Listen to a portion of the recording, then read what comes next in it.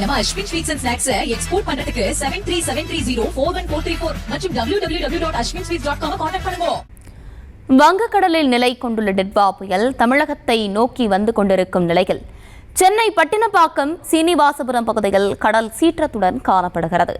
கடற்கரைக்கு வர வேண்டாம் என எச்சரித்தும் அலட்சியம் காட்டும் பொதுமக்கள் கடற்கரையில் குவிந்துள்ளனர். கூடுதல் விவரங்களோடு இணைகிறார் எம்முடைய செய்தியாளர் வெங்கட்ரமணன். வணக்கம். தொடர்ந்து பல எச்சரிக்கைகள் விடுத்தும் கூட பொதுமக்கள் அங்க கூடியிருக்கக்கூடிய நிலையில போலீசார் என்ன மாதிரியான நடவடிக்கைகள்ல ஈடுபட்டிருக்காங்க? தொடர்ந்து அங்க என்ன மாதிரியான எச்சரிக்கைகள் விடுக்கப்பட்டிருக்கு? கள நிலவரம் என்னவா இருக்கு?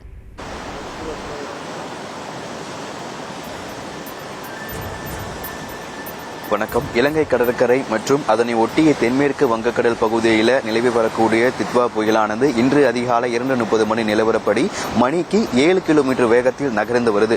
காரைக்காலிலிருந்து 220 கிலோமீட்டர் தொலைவிலும், புதுச்சேரியிலிருந்து 320 கிலோமீட்டர் தொலைவிலும், 330 கிலோமீட்டர் தொலைவிலும், சென்னையிலிருந்து 430 கிலோமீட்டர் தொலைவிலும் இந்த தித்வா புயலானது நகர்ந்து வருவதன் காரணமாக வட கடலோரம் ஒட்டியிருக்கக்கூடிய மாவட்டங்களில் அதிக காற்றுடன் கூடிய மழை என்பது பெய்து வரக்கூடியது. குறிப்பாக வடகடலோரம் ஒட்டியிருக்கக்கூடிய மாவட்டங்களில் இருக்கக்கூடிய கடல் அலைகள் சீற்றத்துடனே காணப்பட்டு வருகிறது. நாம் தற்பொழுது சென்னை பட்டினப்பாக்கம் சீனிவாசபுரம் கடற்கரை பகுதியில் நின்று கொண்டிருக்கிறோம். இந்த பகுதியில் நேற்றிலிருந்தே கடல் சீற்றமாக காணப்பட்டாலும் கூட நேற்றையை ஒப்பிடும் பொழுது இன்றைய தினம் இந்த கடல் சீற்றம் என்பது சற்றே அதிகரித்திருக்கிறது.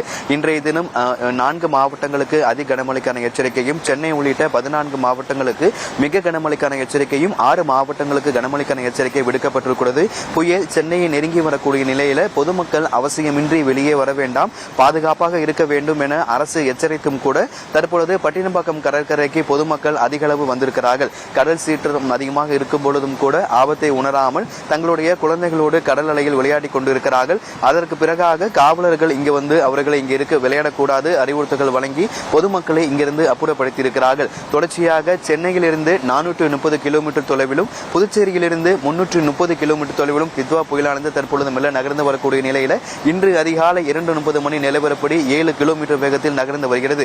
இந்த தித்வா புயல் நாளை அதிகாலையில வட தமிழ்நாடு, புதுச்சேரி, காரைக்காலை ஒட்டி வடக்கு வடமேற்கு நோக்கி நகரக்கூடும் என்பதால இன்றைய தினத்திலிருந்தே வடகடலோரம் ஒட்டியிருக்கக்கூடிய மாவட்டங்கள்ல காற்றுடன் கூடிய கனமுதல் மிக கனமழை முதல் ஒரு சில மாவட்டங்களுக்கு அதி கனமழை எச்சரிக்கையும் விடுக்கப்பட்டிருக்கிறது. இந்த புயல் நெருங்க சென்னை உள்ளிட்ட பல மாவட்டங்கள்ல மழை தொடரும் என குறிப்பிடப்பட்டிருக்கூடிய நிலையில பட்டினப்பாக்கத்தில் கடல் அலைகள் தற்பொழுது சீற்றத்துடன் காணப்படுகிறது.